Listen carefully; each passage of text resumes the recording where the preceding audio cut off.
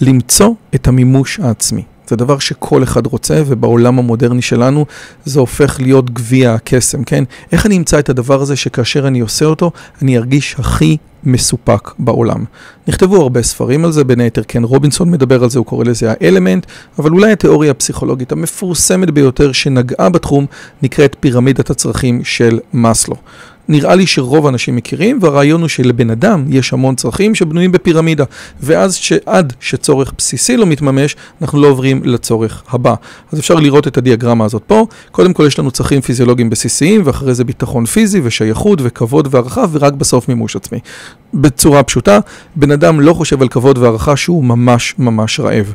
לאורך השנים, התיאוריה הזאת קיבלה הרבה מאוד ביקורות, בין היתר מוויקטור פרנקל, באדם מחפש משמעות. בשואה ראינו שאנשים יכולים להיות מאוד מאוד רעבים, אבל להביע או להראות כל מיני התנהגויות מוסריות לעילה ולעילה. אבל עדיין דיאגרמת הצרכים או פירמידת הצרכים זה דבר שהרבה אנשים חושבים עליו. בכל מקרה, בשיחה הזאת דיברתי עם סקוט ברי קאופמן, אחד הפסיכולוגים המעניינים היום, יש לו פודקאסט שנקרא Psychology Podcast, והוא כתב ספר בדיוק על הנושא Transcendent, The New Science of Self-Actualization. מהו המדע החדש של מימוש העצמי, ולמה הוא קורא לזה Transcendent, מה הרעיון שאני בעצם עובר מהכאן ועכשיו לתוך עולם אחר לגמרי. למעשה את הספר, סקוט ברי קאופמן מקדיש למאסלו, כן? אותו מאסלו של פירמידת הצרכים, המורה שמעולם לא היה לו. אז אם מעניין אתכם לדעת על דיאגרמת הצרכים, ויותר מזה, עזבו, איך באמת מגיעים למימוש עצמי, מה החשיבות ומהם הדרכים בדרך, זה באמת שיחה ששווה לכם לשמוע. שלום וברכה לכולם, לי קוראים רועי יוזביץ', ובערוץ הזה אנחנו מדברים עם החוקרים המעניינים ביותר בעולם על מגוון נושאים. רוצים לקחת חלק, אתם מוזמנים להצטרף לערוץ, כנסו לטלגרם, יש אותנו גם בספוטיפיי, רוצים לעזור לנו עוד, אתם יכולים לקחת את כפתור הסופר תנקס, זה מאוד יעזור לנו, כנסו לפטריון ותהיו חברים שלנו ותהיו חלק מהקהילה הנהדרת הזאת. ועכשיו, סקוט ברי קאופמן על איך מוצאים את המימוש העצמי. Professor Scott Barry Kaufman, thank you so much for coming. How are you today? I'm doing great, doctor. Yeah, I'm great. How are you? Actually, speaking with you, it's a true honor because when I started my podcast, I looked upon your podcast and said, wow, this is a great podcast. I want to do something similar to what Scott does, but not just psychology. So you actually being one of my mentors. So this is a great opportunity to say thank you. I love that. No, my pleasure. I'm so glad to hear that. So Kaufman is a Jewish name. Okay, I know. Have you ever been in Israel? One F. With a 1F. It's a Jewish name, yes. I've never been to Israel. No, but I have been promised ever since I was 13 that I would go to Israel someday. And it has not yet. The promise has not been fulfilled yet. There is a stage that you need to keep your own promises, but keep your own. Yeah. So you don't count on your parents' promises. Oh, you can't count. Yes. Just take responsibility. Take responsibility. I think you know one thing that I say to my students, that Freud, the great Freud, had this great innovation that your parents are responsible for everything. But we also a little bit responsible, and this is what I tell my students, your parents did a lousy job in your school, everything is true. But you also, as students, have a little bit of responsibility, and this is the way, and this is where you start activating this responsibility. I agree. But I will say it has been promised to me that I would get a free trip to Israel. Okay. Free is... That's what I'm talking about. Okay, free is completely different. Now, I know. I must tell you, and this is serious, I usually save the questions that I'm about to ask you to the last question, but I can't. Wait. I just can't. I can't wait.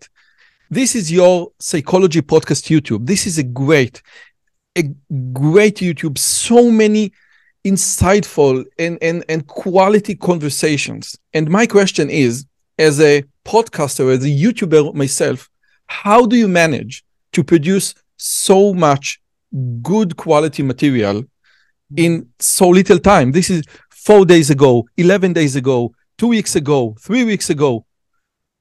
I know, I'm in your business, Scott. How do you manage to do it? Yeah.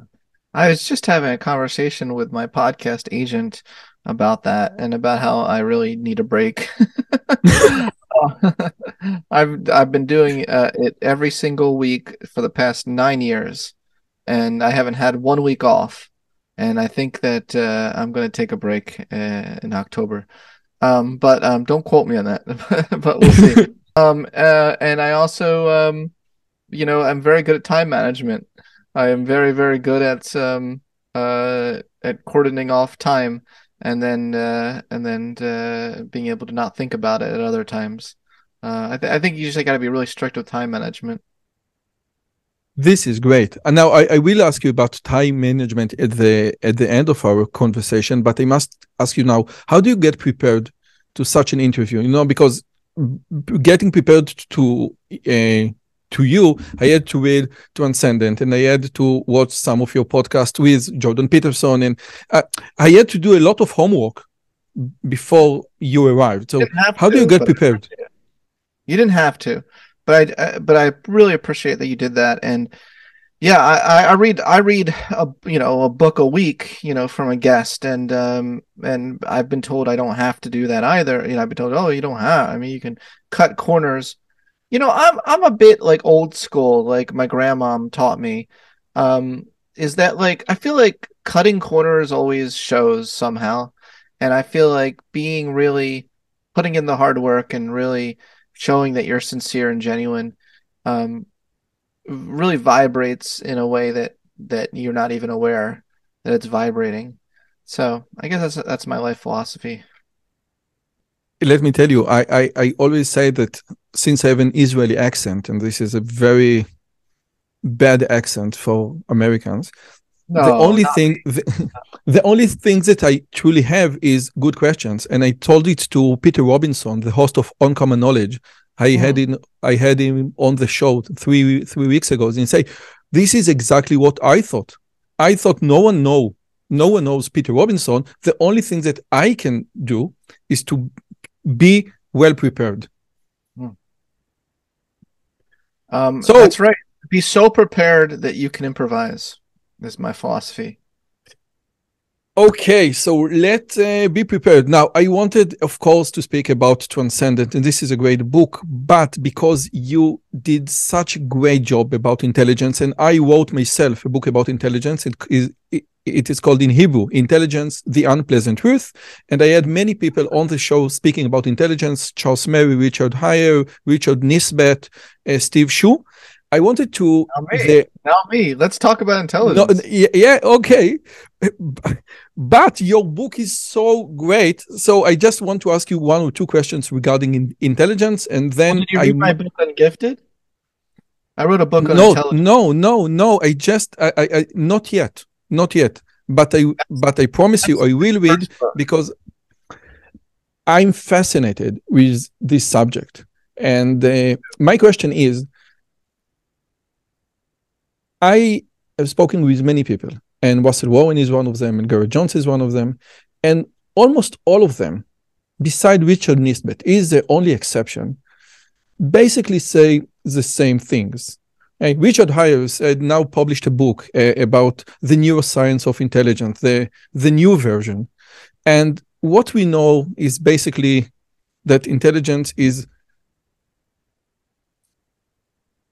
not environmental, or it's not only environmental. And Steve Shu said, listen, I can look at the DNA and I can predict your IQ just by the DNA of an IVF, of a small embryo. Okay, now we can't do it full time. And my question is, because you wanted to redefine intelligence, what's your take on that, given that we have so much data about DNA and genetics right now? Wait, now who said that though? Steve Shu. He is the vice president of the University of Michigan, and he did a great, a big project with Google to spot like the geniuses of Google. Yeah, so I think that he's completely wrong if he thinks that you can do individual predictions. What he's saying is that his data has shown statistically significant effects over large sample size, very, very large sample sizes. with showing that genes matter somewhere in the picture, substantially more than maybe a lot of people think. I'll go along with that. But if you look at the percent variance unexplained, you would be much better off trying to predict someone's intellectual potential from other well-validated tests and markers and personality traits than looking at their DNA. That's my conclusion. And what about, Jordan Peterson had a huge, I think he popularized many of the works regarding in intelligence, and he said something like this. I don't know if this is a precise quote, but he said, if you don't buy this intelligence thing, you need to drop off the entire psychology, because everything that psychology has done ever since the measurement of intelligence was less accurate. Okay, even personality test is less accurate, according to Peterson, than IQ test. What's your take on that? Yeah, I mean, I've published research with Jordan Peterson on this exact topic. And what I thought was kind of interesting is when I had a chat with him on his podcast, we talked about a whole wide range of things. But that's actually the single quote he took from me from the whole thing, which he put on his Twitter. That was actually, I think, a quote from me, what you just said. I said, like, look, if you're, if you're gonna trust psychology at all, you gotta trust the IQ test. I think I said something along those lines. Yeah, that is true. But what I think is also really interesting is that we found that openness to experience if you're trying to predict creativity, not just like, if you're trying to predict like academic achievement, like give me some more standard metrics. But if you're trying to predict lifelong innovation and creativity in different fields, there's more nuance there, in terms of what we should be looking at. Openness to experience is a big one, but so is intellectual curiosity. And I think unfortunately intellectual curiosity gets neglected sometimes in discussions of intelligence. I view it in my model of intelligence, I view intellectual ability and intellectual engagement as both comprising the field of intellect. That was a big part of my dissertation, was showing that. I must invite you again. But I really came prepared about your new book, okay? Oh, really? And let's start with the new book. Okay, now I'm going to show you one picture from your book, which I think is great. And the book is dedicated to Avraham Maslow, the teacher that you never had. I don't know how you put it in the book. And this is a picture. Dear friend I never met. This is a great, because first, it is so true. Wi-Fi is on the bottom. This is the most basic need any person should have. First, the Wi-Fi. Now, many of us are familiar with a Maslow hierarchy of needs, pyramid of needs, but as you put in the book, as you say in the book, many people get it wrong or not precisely as Maslow intended. So what is that we get wrong regarding the pyramid of needs? Well, first of all, Maslow never drew a pyramid. And he talked about a hierarchy of needs, but not as like a strict hierarchy, like as seems to be depicted in those kinds of illustrations. He talked about how we have prepotent needs at any given time. Like about a half hour ago, I had a very prepotent need to eat by lunch, and now that's not a prepotent need for me right now, this minute. So this stuff fluctuates throughout the course of our day, and throughout the course of our lives, our priorities can shift. But it is important to recognize that each of us has kind of our own little hierarchy. There's no like standardized hierarchy really. That's one big thing. And another big thing is that life is not a linear journey, where needs don't matter. Like you reach a next level and then you don't need to worry about it's not a video game. No, that's right. Life is not a video game. Yeah.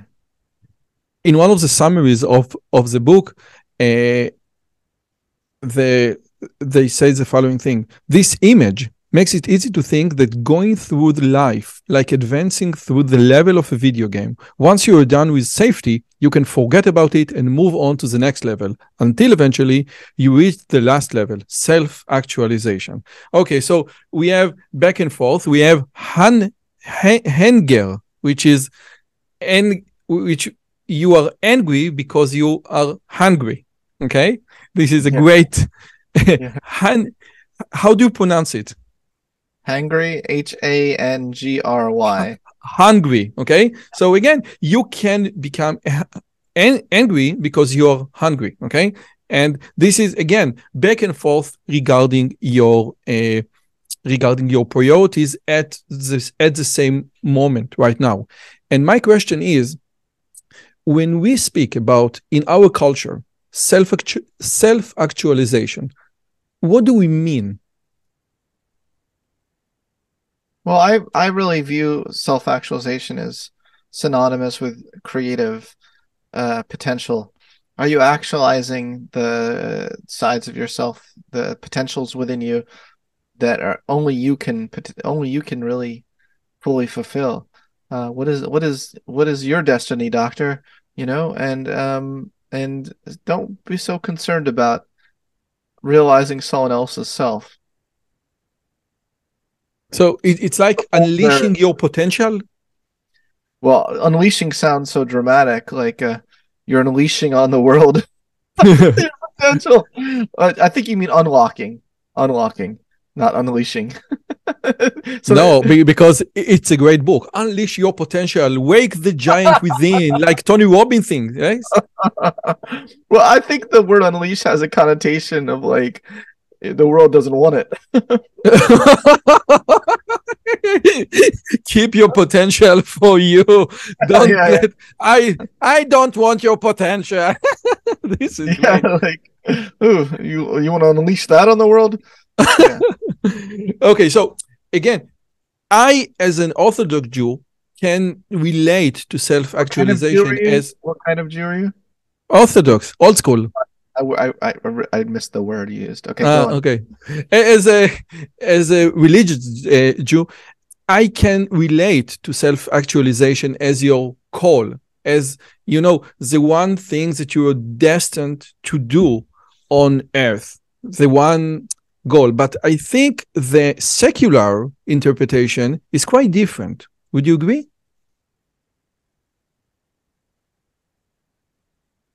So what is different? The secular interpretation of self-actualization than the religious interpretation that you have something to do on earth, and this is why you are here. And I think this is basically what self-actualization for a religious person or religious Jew approximately means. I mean, I don't know how different the two are. You can still view secular self-actualization as striving to fulfill your mission. There's a really good book that not many people have read, but it's relevant to our discussion, by David Yaden. He edited a book called Being Called, and half of the book are written by religious leaders, and half of it are written by scientists. And everyone agreed that there's some phenomenon where humans feel like they're being called into the future. And I don't know, I think that this stuff we're all talking about the same thing. Yes. So, okay. So if we have one truth, we can approach it from the secular level or from the religious level. But again, this phenomenon is true. We feel that there is something that is above or beyond or is more important than I would like to say us, but I don't know if you're fine with that word. And which brings me to the title of your book, because transcendent means one notion, and new science means another notion. So you combine two different notions. How do you reconcile those? Yes, you are very astute. You are very astute. Um, um, if you read, well, you read the book, you see that what Maslow was really trying to get at with self-actualization was something outside of ourselves. I think that's really where he was heading, especially the last couple years of his life. The He argued, unpublished things. correct, correct. I mean, he has a beautiful passage from one of his unpublished writings where he says something to the effect that self-actualization really is just a bridge. When done right, its purpose is to erase itself. As we, Oh, this is great. I think it's beautiful. I think it's beautiful, and uh, and I really agree with that perspective, and think that the direction, because none of it's a destination, and no one. Although I talked to someone the other day on my podcast, and they said, "I think I'm 100% self-actualized." I said, "Okay." Interesting.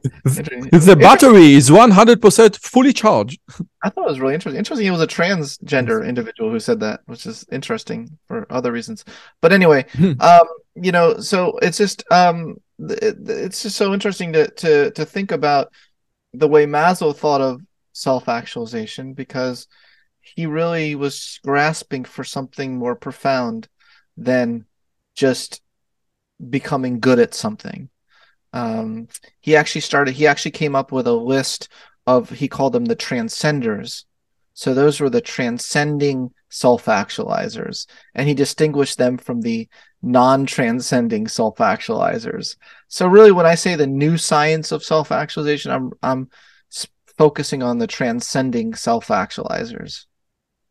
And the idea of transcending self-actualizers are people that their mission or goal, or I think mission is a good thing, is beyond. Me too. Yes, is beyond themselves.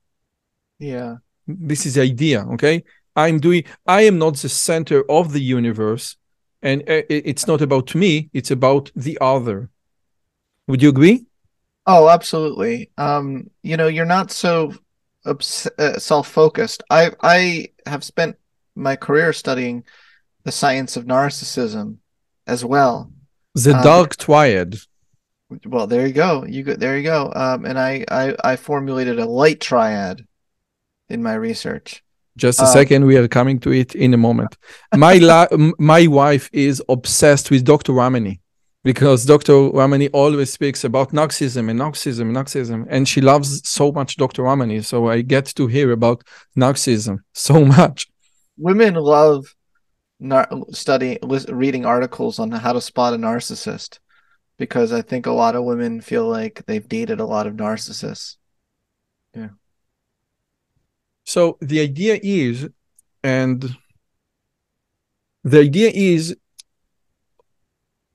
let me put it this way. My question is like this: the light triad is one of the angles of the light triad is humanism. One is just a second. I had it. Okay, could you please help me? So there is Kantianism, humanism, and striving to do good. Faith in humanity. Faith in humanity. And my concern or my question to you will be the following. Ever since the Renaissance, the focal point for humanity became the self, Pico della Mirandola. We always we focused in ourselves, and this is grew and grew and grew. Stephen Higgs said that some of the postmodern start with, all Western society is focused mainly on the self. But what you say, if you want to fulfill your life, you need a different focal point. You need to focus on the other, on your spouse, on your kids, on society. And this is somehow counter to the foundations of Western society ever since the Renaissance. So what can we do? There are pockets of human history where we're more focused on it versus less focused on it. I wouldn't paint such a drastic picture of humanity, but what can we do about it is a great question. I think a lot of it starts when we're as young as possible. I think it starts in the school system, K through 12. I mean, we're already taught right from the get-go that the important thing to focus on is are you outcompeting others in your grade on standardized tests? That's imprinted in our life philosophy from as early an age as possible. Um, but I would like to see more things being rewarded. I would love to see a shift in the incentive structure of society, and and even those who get power, what they have to do to get power would be very nice, in my opinion, to change. And in Israel, I just had a conversation with Marian Tupy yesterday about his new book, Superabundance. And in Israel, and there is a negative correlation between the level of education and the number of kids that you have in all Western society, except one place, Israel. And in Israel, we have like the average secular woman has approximately 3 children, which is huge amount of kids regarding or compared to Western society. And he said, why is it so? And I said, in Israel, we had managed to create incentives or goals that making kids is important. And the first prime minister, David Ben-Gurion, used to give a prize to any woman with 10 children. So society can shift. Elon Musk would love that. Yeah, definitely. Yeah, definitely. Definitely. But my question is, and I think which leads me to the next question. I read your book, and this is great for me. But my question is, can we scale up self-actualization from the level of the individual to social engineering? Or if you want, yes, can I use your methods that you described in the book for the Israeli-Palestinian conflict? How can we scale it up? Yeah, I think that there's some other aspects of my research program that are even more relevant to that question. That's a question really big on my mind, and it'll play a role in my new book that I'm working on that I haven't told anyone about except for you just now. But it's Thank you, Scott. You're welcome. Don't tell it to anyone. I am Okay. very It is just you and me. yes. Good. Okay. I am low key obsessed with the topic of, you ready? Are you ready for it? Yes. Collective victimhood. Collective. Wow, this is great for our neighbors. Yes, I am Collective victimhood. correct. This is great. I've been diving into this literature and have focused almost all my attention secretly on this topic. People won't know it for a year and a half from now, or maybe 2 years it'll take before this book comes out. But I'm very, very interested in just even the mindset of victimhood and how much it alienates us from others and it causes us to view others more in terms of our differences or the cause of all our problems versus not the versus versus there are things you can do within your own power to live the kind of life that you want to live. Um, and so I think that the social psychology of collective victimhood is so interesting because each group, uh, each member of their group gets so much identity from being a part of the group that they feel like they wouldn't exist outside it. And and and playing the victimhood card also allows you to get and garner political resources in a way that It's so weird. It's so messed up. Our society is so messed up. You'd think that you'd want to live. I'd want to live in a self-actualizing society where the ones who get the resources are those who have a wonderful future goal or dream and want to make it a reality, and then we give them all the resources we can to help even make the society more self-actualizing. But we tend to live in a society where we're like, quick, give resources to people who are crying victimhood. It's like, isn't it interesting? This is great. This is, I must share a quote that I read at Bernie Siegel book, Love, Medicine, and Miracles. I think I don't know how it's called in English. And the idea was that a psychiatrist told him that he had a very depressed client, and it was like a top depressed. He was clinical depressed. And one day the client enter the office and he smiles. He smiles. He is happy. And the psychiatrist says, "What happened?" And the client said, "I don't need you anymore. I have cancer. I have cancer." Okay. So the idea of victimhood is so powerful. And again, Bernie Siegel didn't speak about it in the context of collective victimhood, but this is great. This is precisely right. And my question is, since your book is not available yet online, what can we do from social psychology to social engineering? Because I'm a very small believer in social engineering. In fact, many people, when they say about intelligence, is it genetic or cultural? We want it to be genetic because our ability as a society to solve genetic problems are much higher than our ability to solve cultural problems. Can we change the culture of some ethnic groups in the US? This is very hard to do. This is very, very hard to do. Flynn used to speak about it all the time. So what can we do regarding social engineering? Well, it's interesting enough. I wouldn't say if we want to be genetic or environmental, I'd want it to be genetic. I think I'd want it to be what it is, which is an interaction, a very, very tight interaction between both. So how can we, create the most optimal fit for each person between their genetic potential and the opportunities and stimulation and inspiration available to them. So anyway, that's my maybe a little more nuanced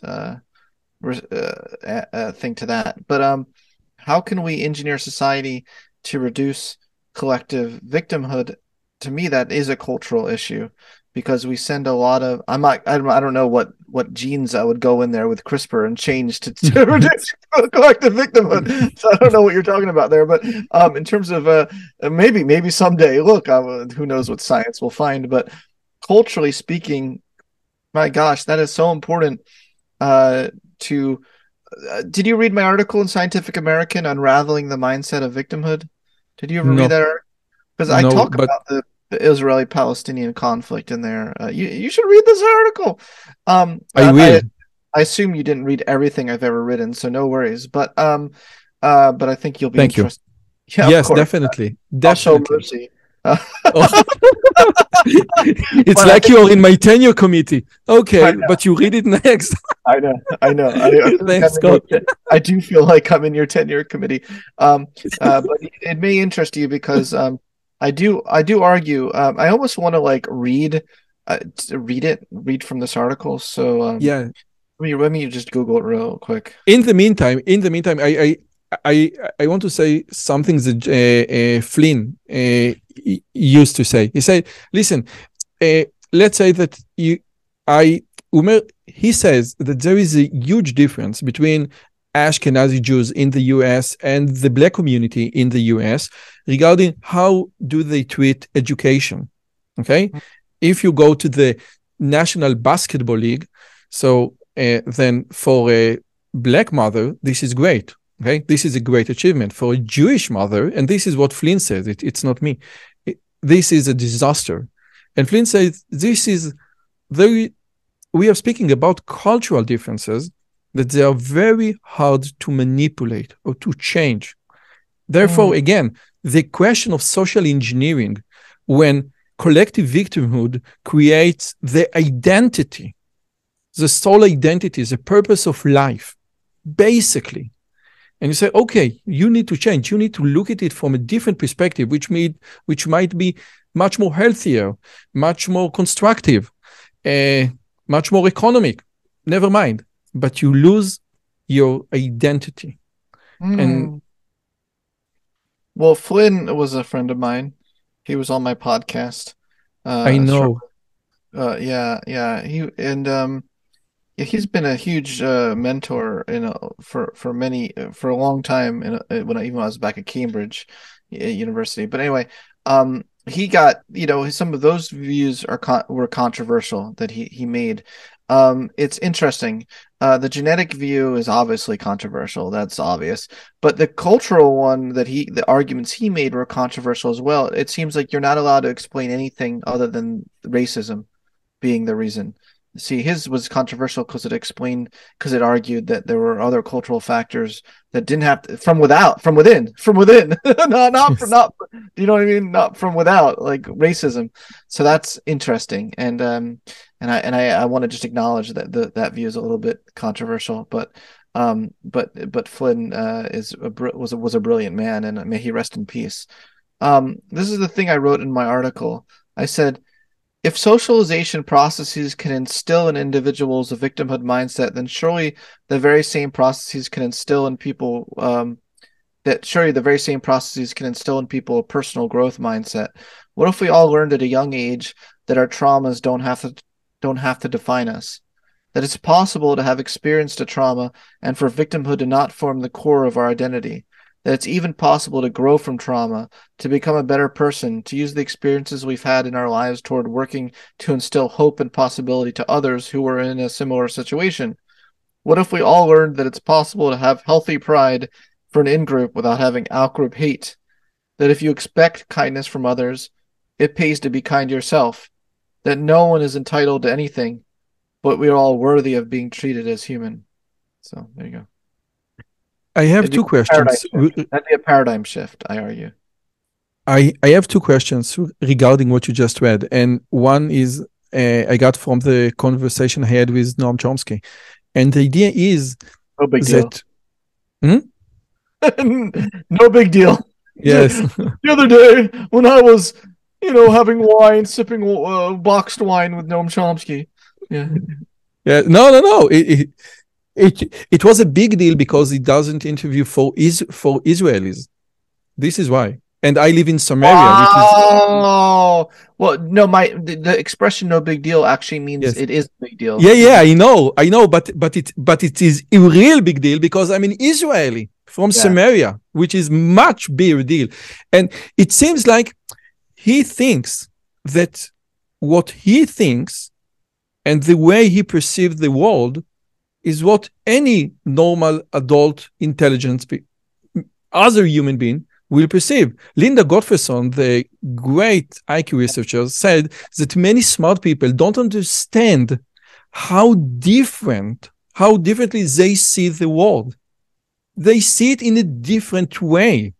And many people don't understand. And the other thing regarding trauma, and this I'm going to ask you is I'm going to be very cautious about this question. You're going to ask me a controversial question? Yes, but I'm going to do it very, very delicate. Don't get me canceled. No. I suspect that the way we or society treat sexual harassment these days in the Me Too era, and the true trauma that caused to women because of sexual harassment was not caused 50 years ago, when those kind of activities or behaviors was more of a norm. Okay? So Right. it is not the sexual harassment per se, the physical touch that makes you trauma. It is how society treat what happened to you. Would you agree? This That is a very delicate thing. Are you Ali G over here? Are you gonna tell? Are you gonna? This feels like it suddenly became an Ali G interview. Wow. I'm sorry. What do you think about that? Do you know who Ali G is? Do you know what I'm talking about? Yeah, definitely. Sacha Baron Cohen. What do you think about that, politician? I will not be caught in your trap, but I will say. Wow. But I will say. Wow. This is like the worst insult ever, Scott. Okay, great. Okay, this is great. I think it's an interesting point, and I need to think about the extent. I think it's a very worth discussing and a very interesting point. The extent to which societal norms and it's almost like we don't know as humans what we're supposed to be. Okay, let me put it this way. A woman can be in an abusive, can come from an abusive household and be in a relationship someday that is very abusive, and they just expect it as normal. So it doesn't bother them. They're not traumatized by it. Even being hit physically, if they were hit when they're younger, they're like, oh, that's just what men do. They hit women who get out of line. That's just normal. And it doesn't upset them so much. But if you help them see how there is a better life available. See, a lot of them don't even know that there's a better life available. A lot of them don't even know that that's not right. That's not how you treat a woman. And so I think there's something inherent in the human that we can get activated, higher possibilities for our potential and for our future that get us inspired and may cause us to rethink prior narratives that we have. But your point is well taken in the sense that of course it is how trauma is not objective. I've argued that all trauma is in the eye of the beholder. I wrote that in my book Choose Growth, which I published with my colleague Jordan Feingold.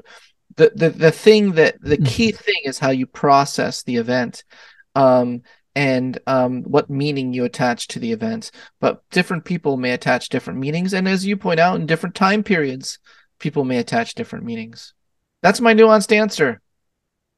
Okay, and again, even if what I'm saying is absolutely true, so what? We are in an era where the standard or the norm for treating women is much higher, thanks God. Therefore, the trauma is real. So we can postulate what would have happened if we go back 50 years back, but we can't.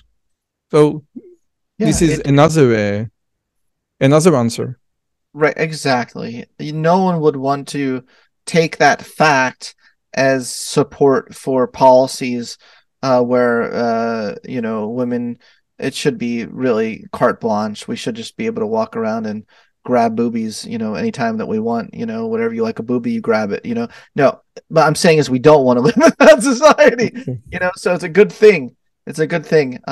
So that's another thing difference between fact and policy is that, facts don't automatically lead to policies. It's humans also have to put compassion and thought into how they want to use data. Do you know what I mean? Yeah, definitely. I read so much about intelligence research. So intelligence research is a topic when you must put compassion to the articles that you read. Otherwise, you will get to eugenics and many other horrible things. Now, one of your most viewed conversations was with Sam Harris, and Sam Harris speaks a lot about spirituality. You really read my work. You really watched my work. I'm impressed. You have no idea how much. I'm impressed. I'm impressed. Thank you. Yes, and this is why, this is for Marianne Tufti yesterday, and I'm feeling this is too much. I want to take a break. But when someone like Scott Barry Kaufman say, okay, I'm willing to come, say, okay, come now. This is basically what happens. Yeah, that is what happened. Yeah. Do I need to believe in spirituality to buy this transcendent something that is beyond me? And B, if it is so, do you think that America is on spiritual crisis? The decline of traditional religions that make place to other pagan religions like the woke or the green religion, and this is not Ali G. This is truly what I believe in. The woke is a religion. It's the woke and the green religion. Gaia, Mother Gaia. You're funny. I don't know. I just find you funny. Yeah. So I this is a tricky question. I think that there's spirituality and then there's like ardent religious identification. I think there's a lot of religious people who are not very spiritual, beings. They're actually very slavish, by the book, authoritarian, rigid, unaccepting. And to me, that's not spirituality, So I first of all, I kind of separate religion from spirituality. And I think that people are yearning for the spiritual soul right now in this day and age desperately. I think there are some positive outlets in terms of religion that can, and some unhealthy outlets. But I don't think religion is the only way to get that.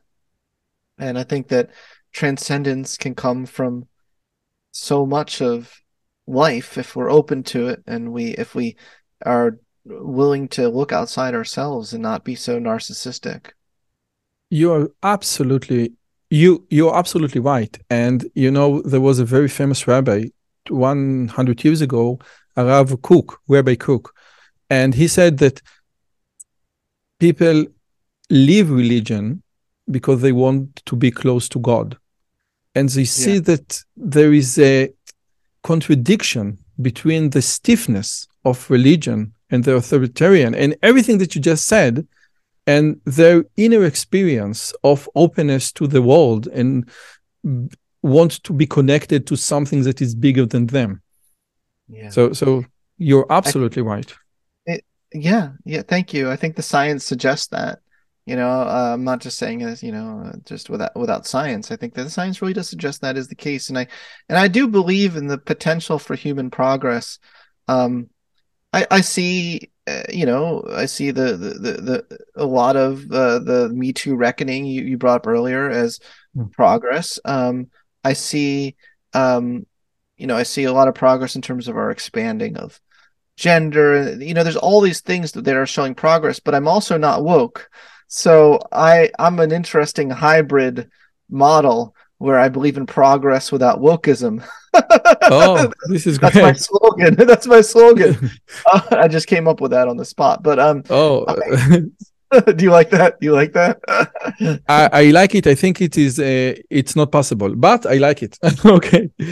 Now, in your first appendix, 7 principles for becoming a whole person, in your book, principle number 1 is accept your whole self, not just your best self.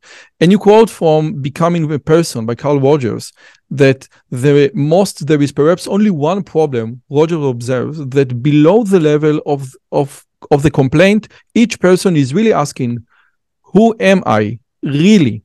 How can I get in touch with this real self underlying all my surface behavior?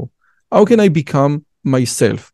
And you say, regarding this quote, in my view, in Scott's view, this is the wrong question, okay? All the aspects of your mind are part of you. And my question is, we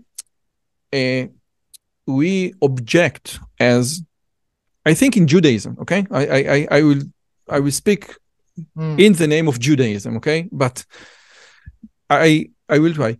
In Judaism, we object to the idea of accept me as I am. If you're good, this is great. If you're not good, or some parts of you are not good, you need to improve. Your job, your call, your duty is to improve yourself. The idea of Judaism is to become a better person every day. And my question is, how does it reconcile with accept all part of me, where I teach my kids, at least, no, there are some parts of you that you need to improve. I'm not going to accept you as a whole because this is you. I want you to improve, and this is your duty, your moral duty. What's your take on that? No, I mean, the Carl Rogers quote that in that section is that the curious paradox is that once I accept myself, then I can change.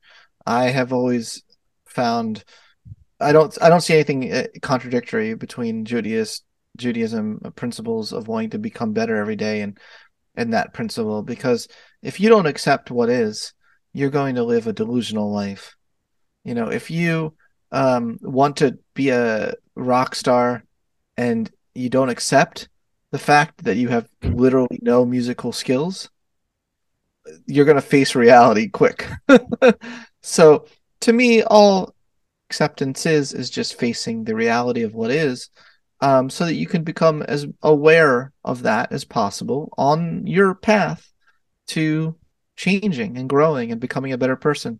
So I don't think we should equate acceptance with approval. That's not. I certainly do not accept it. Do not think of acceptance as the same thing as approval. Okay. Necessarily. Good point. And out of those 7 principles to becoming a whole person, what would you consider like the most important one?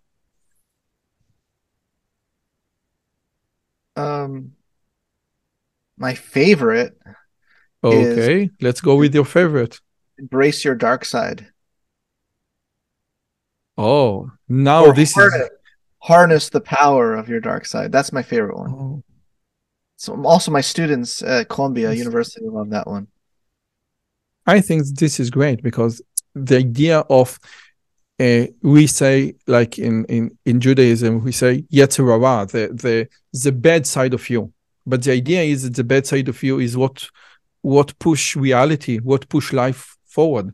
There is a great legend or a story in the Talmud about how the ancient wise Jewish men wanted to cancel this bad side of humanity, and the next day there was no even an egg to eat, because if you don't have this bad side, humanity and reality won't go forward.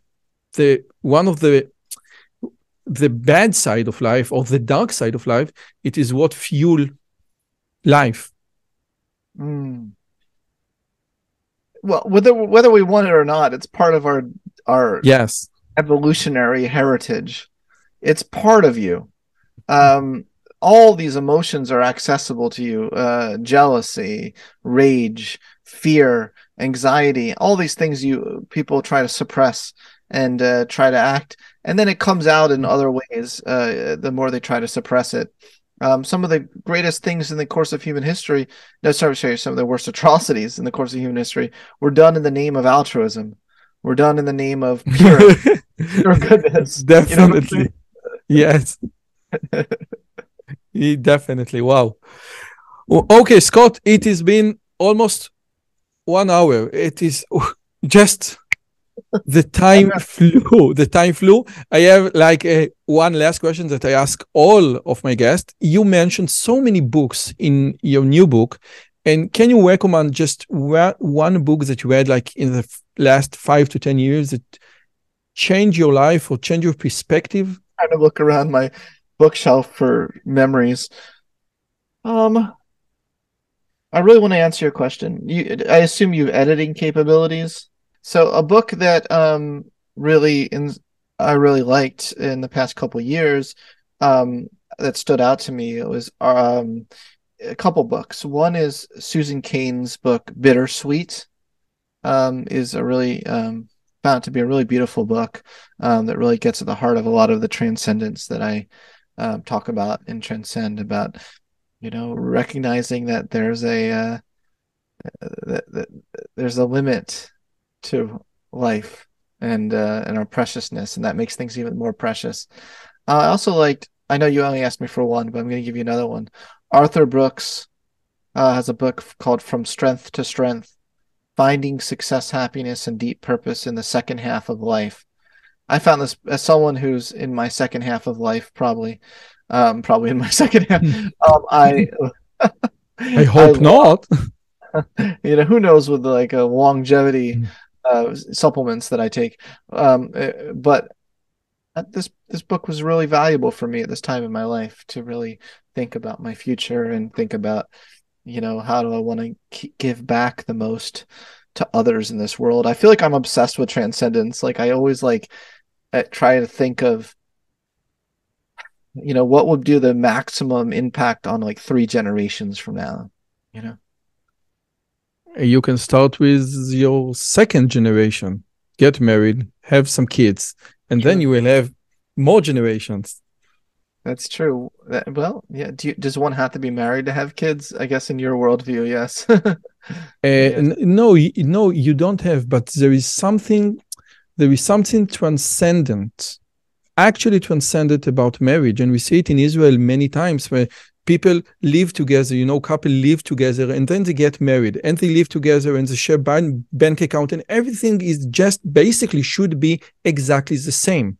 But our view of marriage is once they get married, something profoundly is changed. And this is transcendent. And this is why people sometimes, after they get married, after they live together for 10 years, they get divorced. Why? What changed? And the answer is they became one. And this is the Jewish perspective of marriage. The idea of marriage is to become one. You take two and make them one. And this is a transcendent. This is a transcendent. And this is why you feel something like this. And this can only be, and I think that this can only be achieved by marriage. Well, that's really interesting. I think that transcendence can be achieved by many things, and which is a different point than the point you're making. But I would just yes and you and say that I feel like my books were babies that I put into the world. Hopefully, they will continue to go off and prosper in their own way, in ways that I didn't know they would ever impact others. Yeah. Your impact on me, and as a YouTuber, that you get so many things as an impact on me. This is, I truly understand what you say. You had and you still have a huge impact on society, and this is great. And your books are terrific. And I think that beside it, or in addition, there is another level of self-actualization of family. And this is what my sincere and humble wish and pray for you to have this. Thank you, Doctor. Your Just a second. Is what? Thank you, Doctor. Just a second. I didn't understand. I said thank you, Doctor. Oh, Scott Barry Kaufman, it's been a pleasure. It's been a true honor speaking with you after seeing so many of your great conversation. I learned so much from you. Thank you so much.